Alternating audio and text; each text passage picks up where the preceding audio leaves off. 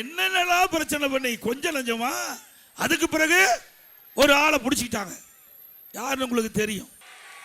அவரை பிடிச்சி இந்த பெரும்பான்மையை நிரூபிக்கின்ற பொழுது சட்டமன்றத்தில் எனக்கு எதிர்த்து ஓட்டு போட்டார். என் கண் முன்னே பொன்மன செம்மல் புரட்சி தலைவர் எம்ஜிஆருடைய ஆட்சி, அம்மாவுடைய ஆட்சி, இரவென்றும் பகலென்றும் பாராம ஊர் ஊரா ரத்தத்தை விரைவியா சிந்தி தனக்கு ஏற்பட்ட நோயை கூட பொருட்படுத்தாம அம்மா தமிழகம் முழுவதும் சுழன்று வந்து அண்ணா திமுக ஆட்சி அமைச்சாங்க. அந்த ஆட்சிக்கு துரோகம் விளைவித்து எட்டப்பரா இருந்து ஒருவர் எதிரிலோடு சேர்ந்து நமக்கு எதிராக வாக்களித்தார்கள். அதை கூட நம்முடைய மூத்த தலைமை கழக நிர்வாகிகள் சொன்னாங்க, வேண்டாம் ஒன்னா இணையலாம் அப்படின்னு சொன்னாங்க. அவர்களுடைய கருத்தை கேட்டு ஒன்னா இணைத்து இயக்கத்திற்கு தலைமை பொறுப்பு கொடுத்தோம். துணை முதலமைச்சர் என்ற அந்தஸ்தா கொடுத்தோம். அற்புதமான இலாக்கா கொடுத்தோம். அதற்கு பிறகு எதிரிகளோடு சேர்ந்து கூட்டு சதி செஞ்சாங்க. நாடா 2021 சட்டமன்ற பொது தேர்தல வேண்டுமென்றே திட்டமிட்டு நம்முடைய ஆட்சி அமைப்பதற்கு நல்ல சூழ்நிலை இருந்தது. தென் மாவட்டத்தில் வேண்டுமென்றே திட்டமிட்டு சுற்றுப்பயணம் மேற்கொள்ளாம திமுக பி டீமா இருந்து வெற்றி வாய்ப்பை இழக்க செய்தார்கள். இப்படிப்பட்டவர்கள் யார் என்று அடையாளம் காட்டப்பட்டு விட்டது. காட்டிட்டாங்கல்ல. பூனைக்குட்டி வெளியில் வந்துடுது. பூனைக்குட்டி உண்மையான முகம் மக்களுக்கு தெரிந்து விட்டது. இப்ப எங்க போய் சேர்ந்திருக்கிறார்? கேவலம் இல்ல, ஒரு கட்சிக்கு ஒருங்கிணைப்பாளர் இருந்து தலைமை தாங்கி இந்த கட்சி அனைத்து இந்திய அண்ணா திராவிட முன்னேற்ற கழக தொண்டன் இரவென்றும் பகலென்றும் பாராமல் உழைத்து இவருக்கு அடையாளத்தை கொடுத்து முதலமைச்சர் என்ற அடையாளத்தை அம்மா கொடுத்து இங்க இருக்கின்ற தொண்டர்கள் நிர்வாகிகள் அனைவரும் ஒருங்கிணைப்பாளர் என்ற அடையாளத்தை கொடுத்த பிறகு இது கூட இவ்வளவு பெரிய பதவி கொடுத்த பிறகு அந்த மனிதனுக்கு ஆசை அடங்கல. எங்க போய் சேர்ந்திருக்கிறாரு? தீய சக்தி திமுக சேர்ந்துட்டான். அப்புறம் நாம அடிமையா அண்ணா திமுக பிஜேபிக்கு அடிமை, எடப்பாடி பழனிசாமிக்கு அடிமை, அமித்ஷா சொல்றதான் கேட்பார். உங்களுக்கு தான் அந்த புத்தி இருக்குது, எங்களுக்கு சுய புத்தி இருக்குது. வாய் அடக்கம் தேவை. நீங்க வாய் இருக்குது நாக்கு இருக்குன்னு எதையோ பேசுனா என்னுடைய நாக்கு வெவ்வேறு விதமா பேசும். நாங்க கூட்டணி வச்சா தப்பு, அவள் கூட்டணி வச்சா சரி. பாருங்க யாரோட கூட்டணி வச்சிருக்காரு? பாரதிய ஜனதா கூட்டணி வச்சிருக்காருல. ரெண்டு பேரும் மைக்க சரி பண்ணி எப்படி குள்ளா போடுறாங்க பாருங்க. இப்படியெல்லாம் குள்ளா போட்டு ஆட்சி தக்க வச்ச திமுக எங்களை பத்தி விமர்சனம் செய்யலாமா? நியாயமா? எப்ப பார்த்தாலும் என்னை பத்தியே பேசுறார். என்னை பத்தி தினம் அப்ப மகன் அப்புறம் சகோதரி கனிமொழி அம்மா ஏங்க இப்படி தாங்க பேசிட்டு இருக்காங்க. நாட்டை பத்தி பேசையா, என்னை பத்தி பேச என்ன பிரயோஜனம்? இன்னைக்கு அண்ணா திமுக ஆட்சியில் என்னென்ன திட்டத்தை கொண்டு வந்தோன்னு பட்டியலிடுறேன். நீ திராவிட முன்னேற்ற ஆட்சிக்கு வந்த பிறகு நீங்க முதலமைச்சரான பிறகு இந்த நாட்டு மக்கள் என்னென்ன திட்டத்தை கொண்டாதுன்னு சொல்லுங்க. இருந்தா தானே சொல்றதுக்கு. பாருங்க இப்போ உதயநிதி சொல்றார், எடப்பாடி பழனிசாமி கொத்தடுமை. யாருக்கு? திரு மோடிக்கும். முரட்டு அடிமையா, முரட்டு அடிமையா. ஏய் உங்க தாத்தா சொல்லியிருக்காரு பாரு.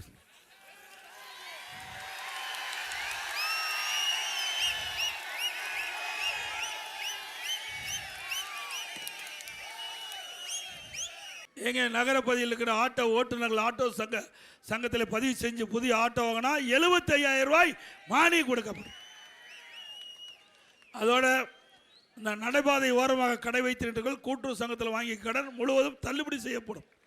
புதிதாக கடன் வாங்கினா எந்தவித ஜாமீனும் இல்லாமல் 2 லட்சம் ரூபாய் குறைந்த வட்டியில் அவருக்கு வழங்கப்படும். மாற்றுத்திறனாளிகள் கூட்டுறவு சங்கத்தில் வாங்கிய கடன் முழுவதும் தள்ளுபடி செய்யப்படும்.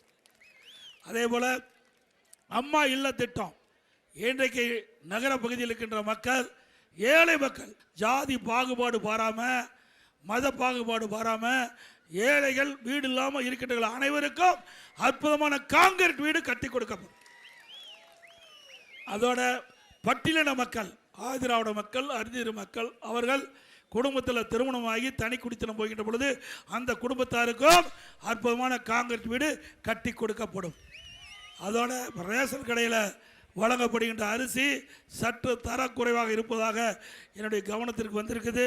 அதிமுக ஆட்சி பண்ணவுடனே எப்படி மளிகை கடையில் அரிசி இருக்குதோ அதே தரமுள்ள அரிசி ரேஷன் கடையில் வழங்கப்படும். அது எவ்வளவு செலவானாலும் பரவாயில்ல, அற்புதமான அரிசி ரேஷன் கடையில் வழங்கப்படும். இப்பொழுது விலையில்லா அரிசி தான் ரேஷன் கடையில் வழங்குகிறோம்.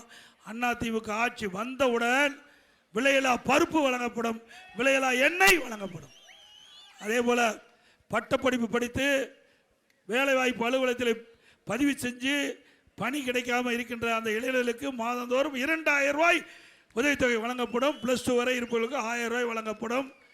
அதே போல் முதியோர்களுக்கு வழங்கப்படும் ஓய்வூதியம் உயர்த்தி வழங்கப்படும், 2000 ரூபாயை உயர்த்தி வழங்கப்படும். இப்படி அதே போல் விவசாயிகள் வாங்கிய பயிர்க்கடன் தள்ளுபடி செய்யப்படும். இன்றைக்கு அதிமுக ஆட்சியிலே தொடங்கப்பட்ட அம்மா மினி கிளினிக் அற்புதமாக செயல்பட்டு வந்தது. ஏழைகளுக்கு அந்த பகுதியிலேயே சிகிச்சை அளிக்கப்பட்டு வந்தது. அது பொறுத்து கொள்ள முடியாத அரசியல் காழ்ப்புணர்ச்சியோடு அம்மா மினி கிளினிக்கை மூடியிருக்காங்க. மீண்டும் அதிமுக ஆட்சி வந்தவுடனே அம்மா மினி கிளினிக் திறக்கப்படும். அம்மா உணவகம் இன்றைக்கு இந்த ஆட்சியில் திட்டமிட்டு மக்களிடத்தில் மிகப்பெரிய வரவேற்பு இருந்த காரணத்தினால அரசியல் காழ்ப்புணர்ச்சியின் காரணமாக அந்த அம்மா உணவகத்துக்கு வழங்கப்படுகின்ற அந்த பொருள் தரமில்லாத கொடுக்குறாங்க. அதே போல் அதில் பணியாற்றிய பணியாளர்களை குறைச்சிருக்கிறாங்க. மீண்டும் அதிமுக ஆட்சி வந்தவுடனே அம்மா உணவகம் அற்புதமாக செயல்படும், ருசியான உணவு கொடுக்கப்படும். அதிமுக ஆட்சியில் அம்மா உணவகம் முதலமைச்சருடைய நேரடி கட்டுப்பாட்டிலே இருக்கும், நேரடி பார்வையிலே இருக்கும். அதே போல கட்டிட தொழிலாளர்கள் அந்த பணியில் ஈடுபட்டுக்கின்ற பொழுது தவறி விழுந்து இறந்தால் அந்த குடும்பத்திற்கு 25 லட்சம் ரூபாய் நிவாரணம் வழங்கப்படும். இன்றைய தினம் அனைத்து இந்திய அண்ணா திராவிட முன்னேற்ற கழகம் தேசிய ஜனநாயக கூட்டணி பிரம்மாண்டமான கூட்டணியை அமைத்திருக்கிறது. மக்களிடத்திலே மிகப்பெரிய வரவேற்புள்ள கூட்டணி நம்முடைய கூட்டணி. நம்முடைய கூட்டணியின் சார்பாக கழகத்தினுடைய வேட்பாளராக காஞ்சிபுரம் சட்டமன்ற தொகுதியிலே முன்னாள் அமைச்சர் திரு வி சோமசுந்தரம் அவர்கள் நிறுத்தப்பட்டார்.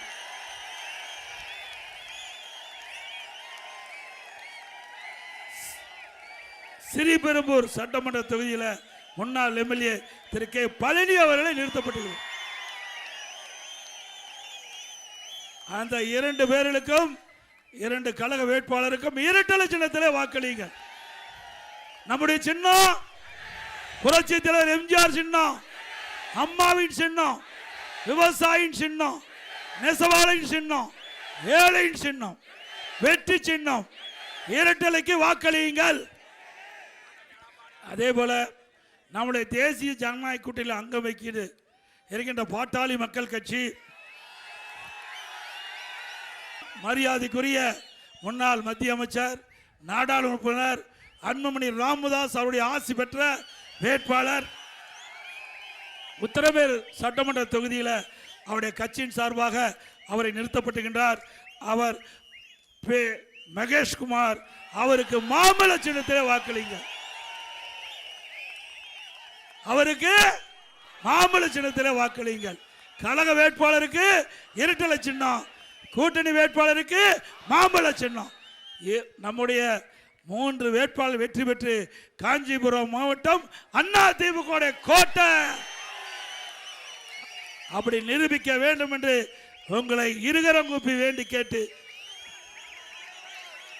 மக்களை காப்போம், தமிழகத்தை மீட்போம். மக்களை தமிழகத்தை மக்களை தமிழகத்தை மக்களை தமிழகத்தை ஸ்டாலின் மாடல் அரசு, ஃபெயிலியர் மாடல் அரசு, பை பை ஸ்டாலின். நன்றி, வணக்கம். விலை மதிக்க முடியாத உயிரை காப்பாற்ற வேண்டும் அடிப்படையில் நாங்கள் செயல்பட்டோம். அதனால இன்றைக்கு மக்கள் நிம்மதியாக வாழ்றாங்க. வல்லரசு நாட்டில் கூட பல்லாயிரக்கணக்கான பேர் கொரோனா வைரஸ் பாதிச்சு இறந்தாங்க. தமிழ்நாட்டில் தேவையான உதவிகளை செஞ்சு கட்டமைப்பை ஏற்படுத்தணும். அப்பொழுது பாரத பிரதமர் அவர்கள் இந்தியாவில் இருக்கின்ற அனைத்து முதலமைச்சரோடு காணொலி காட்சி மூலமாக தொடர்பு கொண்டு கேட்டறிஞ்சாங்க. ஒவ்வொரு மாநிலத்திலும் கொரோனா வைரஸ் பரவலை எப்படி தடுக்கிறீங்க, என்னென்ன நடவடிக்கை எடுக்கிறீங்க அப்படின்னு கேட்டார். அப்பொழுது தமிழ்நாட்டின் சார்பாக நான் தெளிவாக கருத்தை சொன்னேன். அதை கேட்டுட்டு பிரைம் மினிஸ்டர் அவர்கள் சொன்னாங்க, மற்ற முதலமைச்சருக்கு தெளிவுபடுத்தினாங்க. தமிழ்நாட்டில் கொரோனா வைரஸ் பரவலை தடுப்பதில் முதல் மாநிலம், அதை பின்பற்றுங்கள், தமிழ்நாட்டை பின்பற்றுங்கள். அந்த அளவுக்கு சிறப்பான திறமையான ஆட்சியை தமிழ்நாட்டுக்கு கொடுத்தோம் அதிமுக அரசாங்கம்.